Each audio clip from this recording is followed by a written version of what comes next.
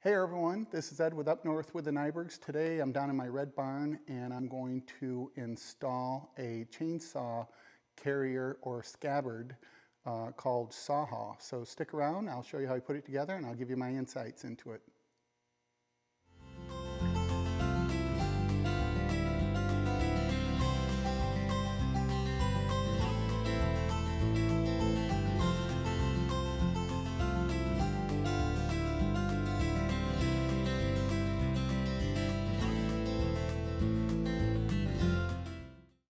Hello, welcome back to Up North with the Nybergs. This is Ed here. I'm down in my red barn here and it's cold. It's the middle of January, so it's expected, but it's probably 10, 11 degrees. It was about 6 degrees this morning when I went out to the wood boiler. So it is very, very cold. It's actually cold in here. And as you've followed my videos in the past, you'll know that I'm working on a future workshop that I want to bring heat. And right now I don't have heat down here, so it is a little bit chilly. To say the least. But today what I want to do is, I've got this Kubota MX5400 that you've seen in many of my videos, and one of the challenges with this is when you're out in the woods, and we do a lot with it in the woods, is I never have a place for my chainsaw. And you see us with our four-wheeler, our Kawasaki Mule, and we have all of our chainsaws in there. But when I'm out by myself, and I've tried it before, and I'm sure you have too, trying to carry a chainsaw, because you'll always need it, especially when you're in the woods. And so what I thought I would do is purchase this SawHaul. It's actually a scabbard where your chainsaw actually will fit right on the side here. So I'm going to install that today. I'll give you my 2 cents after I get it installed. It looks pretty simple to install, but I've been wanting something like this, and searched around and stumbled across this, and it's made really well. So I'm excited to see it actually on the side of the Kubota MX5400. So stick around and watch me put it together. All right, here's everything laid out that you're going to need in order to put this together. It comes with some pretty nice installation directions as well too. So see if you can get a good shot of that. But essentially, it comes with everything you see here, but depending on the model you get, there might be some different parts and pieces that may or may not be in the box. However, they include everything in here. But in essence, really all you need is a drill, a wrench, maybe a socket set. Well, you will need a socket set, and just some Allen wrenches as well too. Everything's listed out right here. Really solid. The steel, the materials, the screws, the bolts, nuts, everything is just extremely solid. So I am pleased with that. This particular configuration that was perfect for my Kubota MX5400 came in around $150, $155 with shipping and tax and that kind of thing. So it's right around $150 as well. So we'll see. So let's go ahead and start assembling it.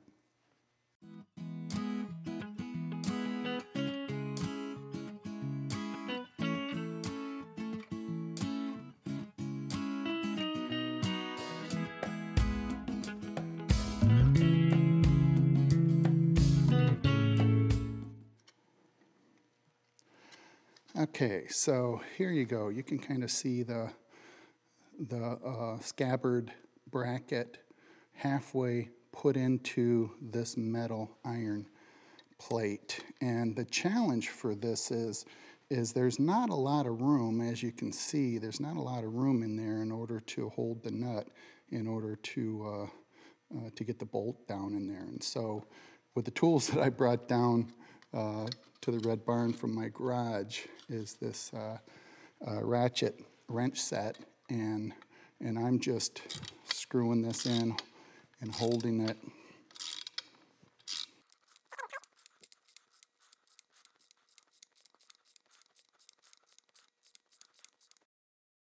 So I just used an Allen wrench and just a ratchet set. That's all I brought down here because that's really what the instructions said I needed as well. But as you can see, I mean, this is really tight in here in order to get this. Now, if you have a drill with some length on it and an adapter to be able to drill these in using your your drill, that would have made it much easier. But of course, I didn't have that down here, so I just made do with what I had. All right, at this point, we're going to take this over and attach it through these holes right here on the U-clamp over on the tractor. So let's go ahead and do that.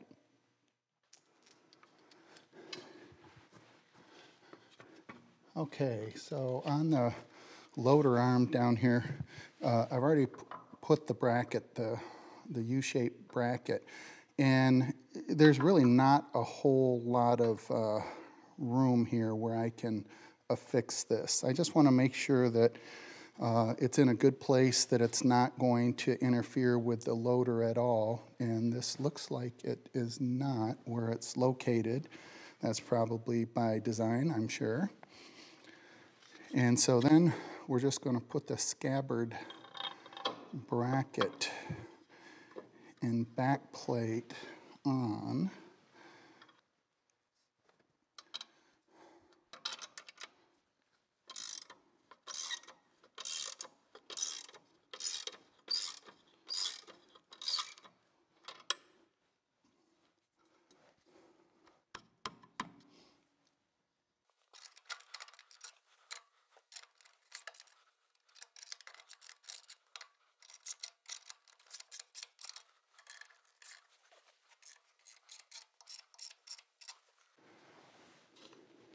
All right, that looks a lot better, a lot more level, pretty sturdy.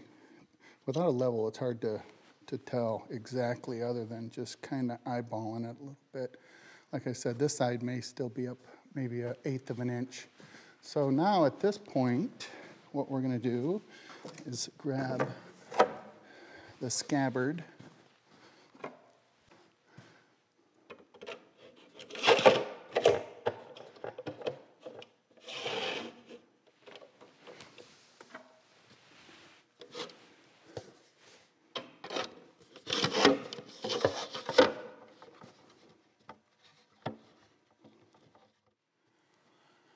All right, so there's the finished product, and I'm not 100% sure that it's pretty wobbly, and I don't know if that's going to drive me crazy driving or not, but it's easy to put my chainsaw in for sure. That's really, really simple, and you know, it's just like a regular chainsaw scabbard. It just goes right in and sits there. I don't know if this banging is going to drive me nuts or not. I might do something in here so it's not hitting in here as well. And for the life of me, there's two screw holes right here, or 2 holes I should say, and I cannot tell where those go, and the instructions say nothing about it.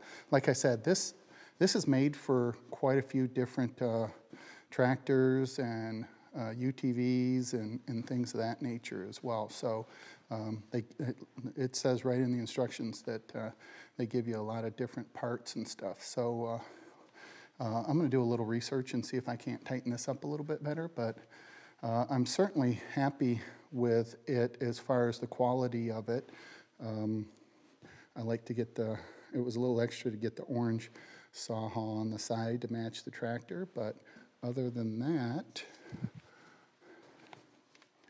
you can see it sits there nice and out of the way.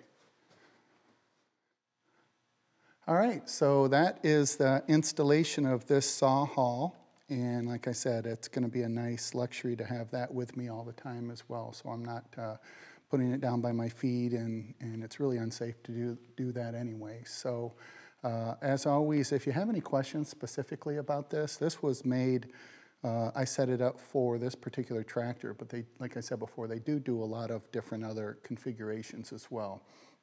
So in any event, I'll let you know whether once I'm actually out in in the woods and see how it goes. I'll update this video, but for right now, it's pretty sturdy, it's pretty solid.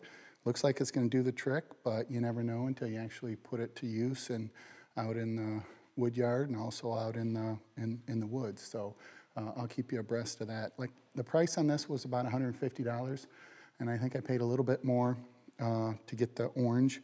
I think it comes in standard, maybe white, and then I think they have blue, and then they have orange as well. So they probably have other colors, but those are the ones that I saw right off the bat. But for $150, it's sure going to be a nice convenience to be able to have my chainsaw with me out in the woods. So if you have any questions, comments, be sure to leave them below, and I'm pretty good about answering them pretty quickly. So let me know if you have one of these or if you're thinking about getting one of these and what your experience is. But in any event, if you like these videos, consider subscribing so that we know that we're bringing a little bit of value to you. So as always, this is Ed with Up North with the Nybergs, and we'll see you next week, and hopefully it'll be a little bit warmer. Thanks for watching.